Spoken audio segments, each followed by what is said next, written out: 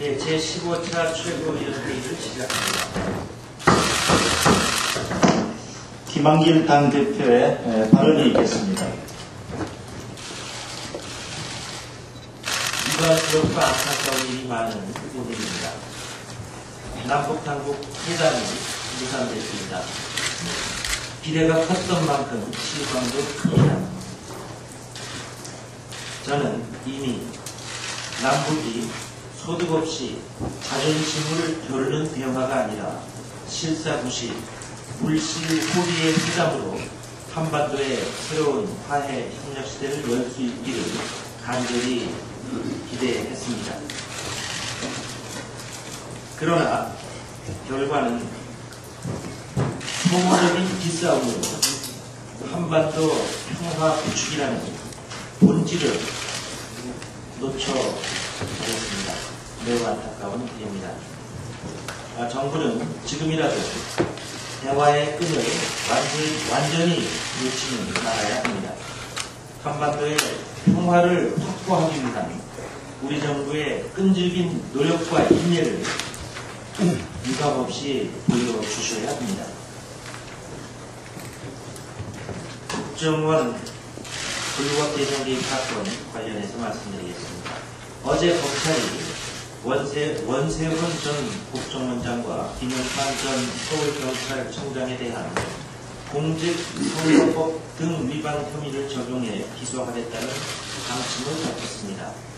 헌정을 파괴하고 국기를 문란시킨 사건이 반년에 걸친 국민적 요구 앞에 법의 심판대에 서게 된 것입니다. 검찰은 원세훈 전 국정원장의 방어권을 최대한 보장하기 위해서 불구속 기소하기로 결정했다고 합니다. 2달 반에 걸친 증거 인멸의 시간도 모자라서 방어권 보장까지 고려했다는 사실이 충격적입니다. 원세훈 전 국정원장이 저지른 범죄의 중대성과 그 나쁜 죄질에 비해서 국민 상식에 정면으로 반하는 결정이라고 생각합니다. 검찰이 청와대, 법무부 등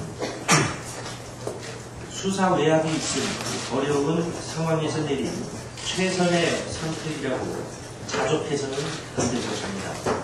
기소 이후에도 계속될 수 있는 정권 핵심부의 압력에도 결코 굴하지 않겠다는 검찰 스스로의 각오와 결단이 필요한 시점입니다. 이상입니다.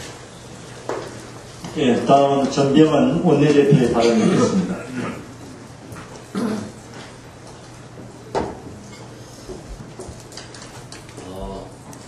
한반도 신뢰 프로세스가 불신 프로세스가 되지 않기를 바랍니다. 남북 실무회담이 결국 오각 사루 회담이 되고 있습니다. 극따지다가 한이 깨지고 한이 깨지는 것이 아닌가 모든 국민을 걱정시키고 있습니다. 수석 대표의 격을 둘러싼 문제로 오늘 예정된 회담이 시작도 못하고 있는 것은 참으로 실망스럽고 부끄러운 일입니다. 절차와 형식도 중요합니다. 그러나 대성공단 입주 기업인의 눈물과 수십만 이산 가족의 찢어지는 가슴과 그 신경을 조금만 헤아린다면 이렇게 교차 국면으로 가서는 안 될 것입니다. 남북 당국은 한 발씩 물러서야 합니다. 수석 대표의 큰 문제로 기싸움, 주도권 다툼을 벌일 정도로 한반도 파괴 상황이 한가하지 않다는 점을 다시 한번 상기해 주기를 바랍니다. 더구나 당국 간 회담은 수석 대표의 급여사 관계없이 어차피 동북회담 대응팀의 훈련을 받아가며 진행되는 것 아니겠습니까? 남북 모두 자존심을 버리고 회담 성사를 위한 접촉에 다시 나설 것을 기대하고 요구합니다. 북한도 달래에 어긋나는 떼쓰기가 우리 국민들에게 결코 좋은 인상을 주지 못한다는 점을 상기해 주기 바랍니다.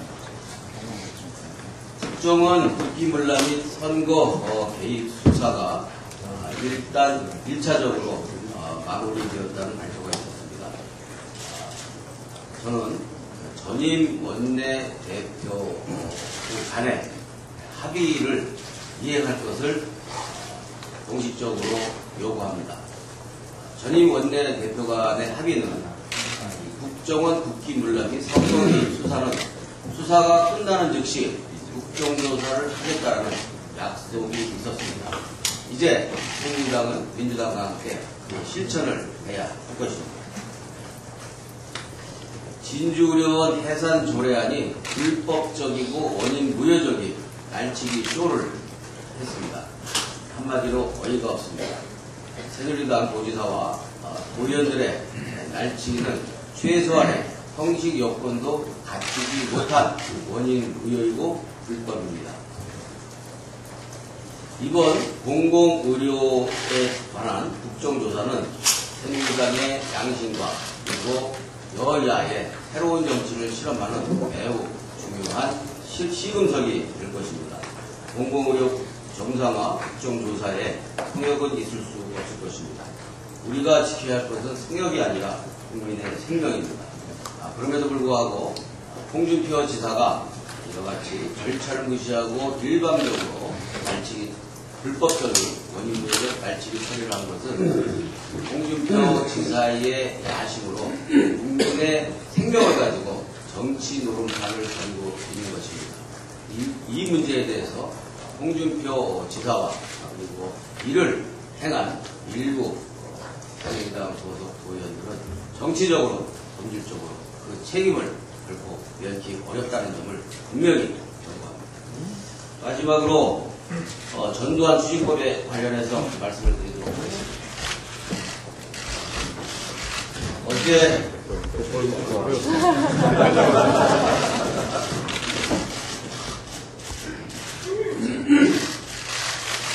어제 박근혜 대통령께서 기본적으로 전두환 추징법 필요하다라는 취지의 말씀을 하신 것에 대해서는 긍정적인 평가를 합니다. 그러나 감사하게 한 것은 매우 부담스럽습니다. 박근혜 대통령께서는 지난 정권 기간 동안 무려 3년 3개월 동안 집권 여당의 대표로서 또 제1야당의 다수당의 대표로서 3년 3개월 동안 대표 역할을 했기 때문에 결코 과거 지사를 남탓으로 돌릴 수 없는 입장이라는 점을 상기합니다. 아울러 지난 민주정부에서는 결코 우리가 전두환 추징과 관련해서 가만히 있었던 것은 아니었습니다. 여기 보시는 것처럼 국내정부와 참여정부 기간 동안 벤츠 승용차를 정리해 주셨고 그렇게 해서 1억원가량 추징을 했습니다. 아들 전정시 명의의 선도회였던 1억 1,194만 원을 추징을 했습니다. 또 연희동 별채 경매로 16억 원을 추징을 했습니다. 또 숨겨둔 서초동 땅을 뜯어서 1억여 원을 추징을 했습니다. 모두 약 20억 원에 가까운 추징을 했습니다. 다만 새누리당 집권 기간 동안인 이명박 정부 기간 동안에는 불과 4,700만 원. 4만 7천 원이요? 무려 4만 7천 원 추징을 했네요. 이와 같은 일이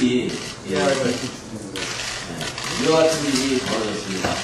지난 국민의 정부와 참여정부에서는 깨알 같은 추징을 했다라는 민정부 공보장님의 표현이 있습니다만 최선을 다한 것이고 이번에 연회8세 추적 과정에서 마침내 전두환 비자금의 판도라 상자가 발견된 만큼 모든 국민은 그 판도라 상자를 열어서 그 속에 있는 모든 비자금들을 추징할 것을 요구하고 있습니다. 민주당이 전두환 추징법을 제출한 것을 가지고 새누리당이 이러쿵저러쿵 이야기를 하는데 이러쿵저러쿵 얘기할 것 없습니다.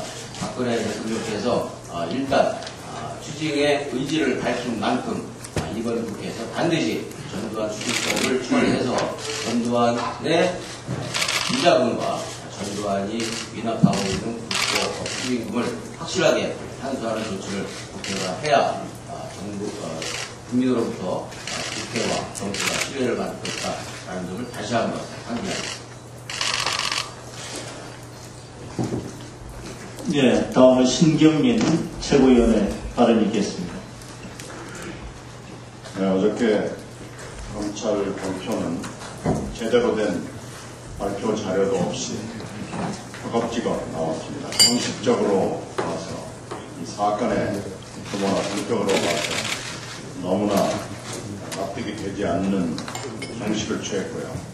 실질적으로 그 내용을 보면은 더 안심스럽습니다. 오늘 우리의 현실, 검찰의 현실을 잘 보여줍니다. 말도 되지 않는 이유를 들어서 구속 수사를 포기했습니다. 수사 잘 해놓고 독립적 수사를 하려는 검찰에 대해서 외압이 있었다는 실증입니다. 증거를 인멸할 수 있는 충분한 능력을 갖춘 이런 국사범, 선거사범의 검찰 수사가 불복을 했고요.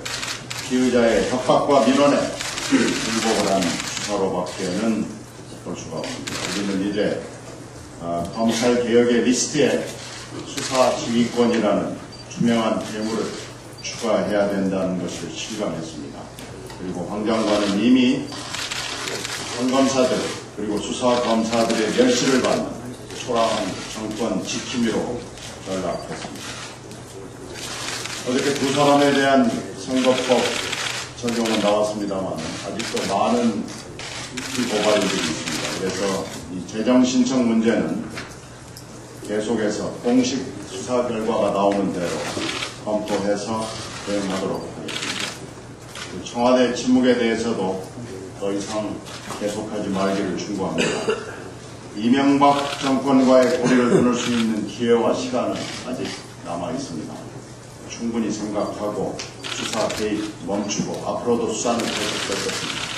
수사 개입 멈추고 여러 가지 의혹과 의문에 대해서 답해 주기를 바라겠습니다. 내일 대정부 질문에서 수사 결과에 따른 수사 결과 임시 발표에 따른 걸 포함해서 여러 가지 의혹과 의문에 대해서 질문하도록 하겠습니다. 이상입니다. 예, 조경태 최고위원의 발언이 있겠습니다. 어제 우즈베키스탄한테 1대0으로 우리가 승리했습니다. 국민들은 환호했습니다. 그래도 남북 간 당국자간 회담이 무산됨으로써 신망과 희망이 공존하겠다 생각합니다.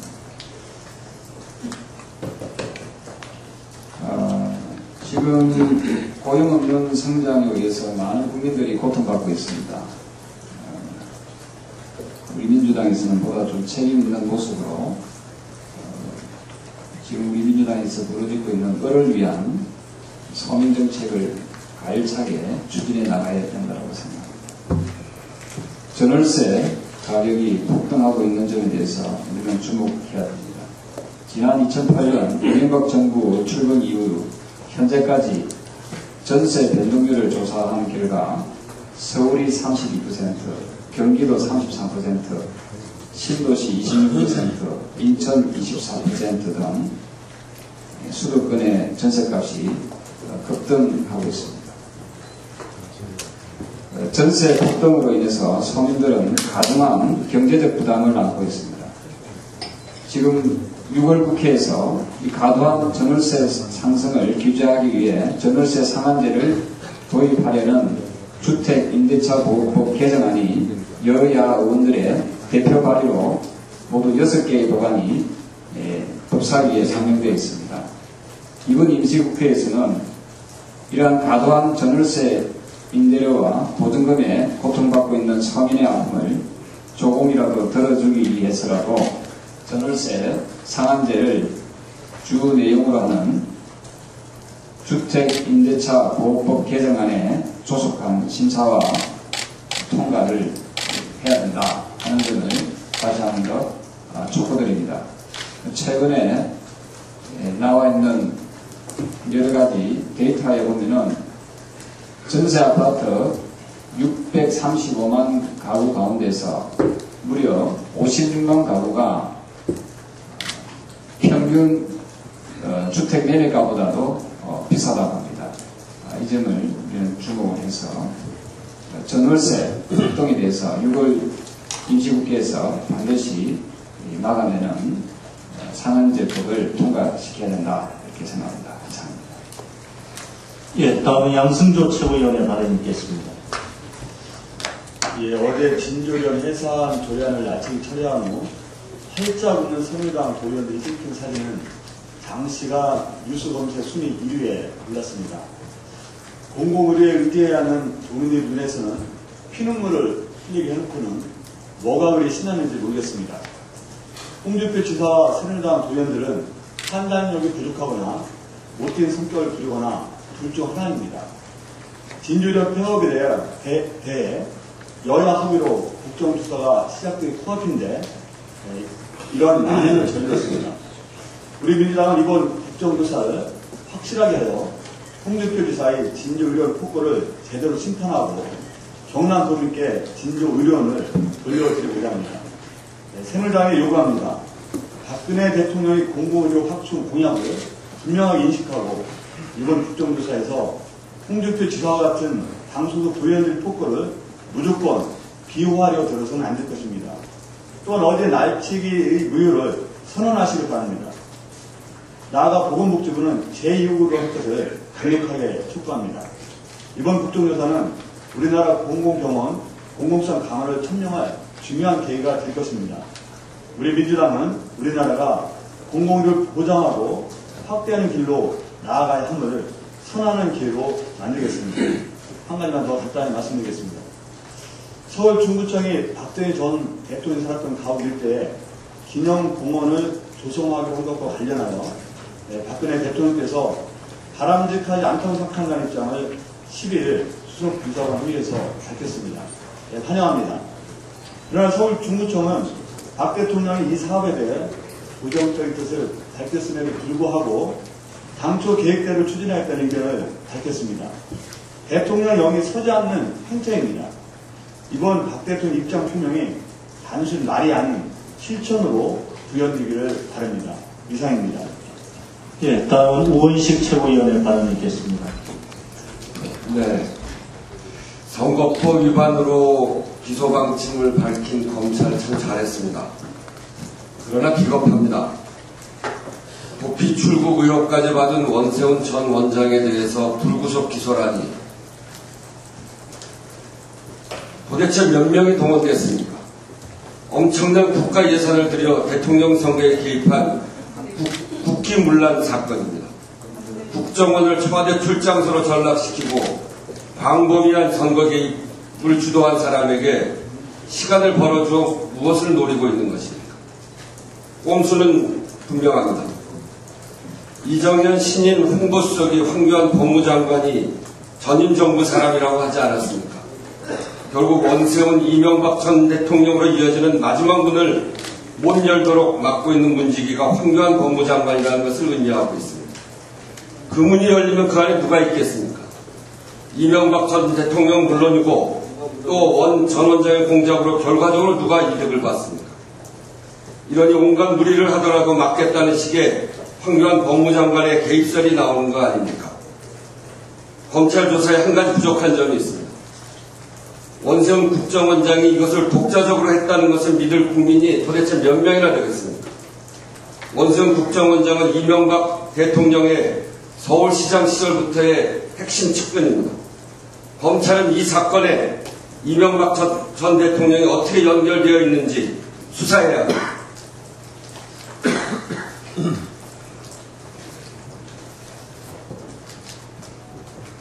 그리고 박근혜 대통령은 늘 국민과 한 약속을 반드시 지킨다고 했습니다. 국민들은 또렷이 기억하고 있는 사실이 있습니다. 2012년 12월 14일 당시 박근혜 대통령 후보자는 기자회견을 열고 민주당과 문재인 후보에게 이렇게 포문을 열었습니다. 국가 안위를 챙기는 정보기관마저 자신들의 선거 승리를 위해 의도적으로 정쟁 도구를 만들려고 했다면 이는 좌시할 수 없는 국기문란 행위이다. 이번 사건이 저를 흠집내고 선거에 영향을 미치기 위해 터무니없는 모략으로 밝혀진다면 문재인 후보는 책임을 져야 할 것이다. 이렇게 말한 그 이후로 저를 포함한 민주당 의원 11명을 비롯한 많은 당직자들이 새누리당에 의해서 고발당했습니다. 박근혜 대통령이 후보 당시 했던 말들이 검찰 수사로 180도 바뀌게 되었습니다. 국민들이 기다리고 계십니다. 이 말씀에 대해서 답변을 하시기 바랍니다. 이상입니다. 박혜자 최고위원의 발언이 있겠습니다. 네, 국민들이 사실 전두환이 빼돌린 그 비자금에 대해서 투쟁하라는 요구가 그 분노를 넘어선 그러한 지경에 이르고 있습니다. 특히 최근에 그 광주 시민들의 입장에서는 5.18의 민주화운동에 대한 그 역사적인 왜곡은 여기저기서 나타나면서 또 유혈 진압을 하였던 그 당시 당사자인 전두환에 대해서는 정말 추징금도 제대로 거둬들이지 못하는 정부 행태를 분노하고 있습니다. 이에 대해서 거의 그 광주의 얘기를 들어보면 이런 얘기를 하시더라고요. 왜 정부는, 왜 또 우리 그 국회의원들은 사실 그 당시에 박근혜 대통령이 대선 토론 과정에서 전두환 대통령으로부터 6억을 받았다라고 했는데 이 돈은 추징금에 포함이 되는 것이냐라는 질문을 하시더라고요. 저도 그 질문에 답변하지 못했습니다. 이거 우리가 좀 제대로 생각해 봐야 되는 거 아닌가 싶습니다. 대통령께서 직접 답해 주셔야 될 사안 같습니다. 또 이제 최근에 저희가 그 원전 비리로 인해서 전력위기가 굉장히 현실화되고 있습니다. 정부에서는 뭐 최악의 사태인 블랙아웃을 막기 위해서는 순환단전 계획을 세워야 되고 1순위로 주택, 2순위가 놀이공원 등 다중이용 시설, 그리고 3순위를 산업체를 갖고 있는 것 같습니다. 그런데 전기 사용량을 보면은 주택용은 14%에 불과합니다. 정말 놀이공원보다 주택이나 아파트가 먼저 단전에 순위가 되어야 되는지 국민들은 정부한테 있어서 의뢰 불가한 것입니까? 더욱 심각한 것은 이러한 그 순환단전의 순위를 앞으로 비공개로 하겠다라고 하는 것인데요. 그러면 국민들은 대비도 없이 아무런 준비도 없이 단전을 앉아서 당하라는 말과 같습니다.